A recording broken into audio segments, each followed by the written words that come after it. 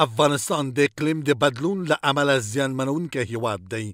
د ملګرو ملتونو پرختي پروګرام چې افغانستان د اقلیمي بدلون لپاره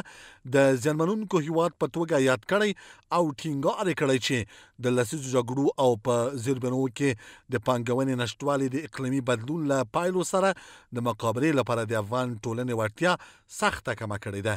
او په پایله کې هیواد سره لدی چې په نړیواله تودوخه کې مهم رول نه دی لوبولی خو بیا هم ترې ټول ډیر زیانمن شوی. خو د هیواد چاپیریال ساتنې ملي ادارې چارواکي وایي چې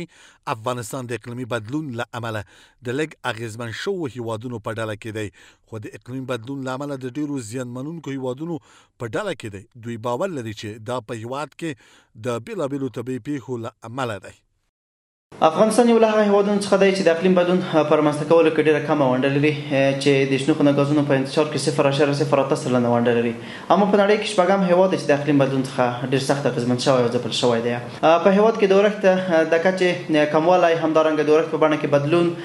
د ژوندبڼو انقراض، د طبیعي یخچالونو ویلې کېدل، په افغانستان کې په تېره یوه پړۍ کې د حرارت درجه 1.8 درجې سانتیګریډ لوړېدل، بې وخته اورښتونه، دوامداره وچکالۍ، سیلابونه، د دوړو او ګرد طوفانونه، د ټول هغه څه دي چې افغانان د ډېرو سختو ستونزو او مشکلاتو سره لاس او ګریوان کړي دي. د دې ادارې چارواکي وایي که څه هم افغانستان د ملګرو ملتونو د اقلیم د بدلون کنوانسیون رسمي غړی دی چې د ملګرو ملتونو تر چتر لاندې فعالیت کوي، خو د اسلامي امارت له واک ته رسیدو وروسته افغانستان په رسمي ډول د دې سازمان کلنیو غونډو ته بلل شوی نه دی. دا چې د اقلیم بدلون موضوع یوه فرامرزي موضوع ده، د یوه داسې موضوع ده چې سرحد نه پېژني، د نړۍ ټول هیوادونه ورڅخه په مستقیم او غیر مستقیمه توګه اغېزمن شوي دي.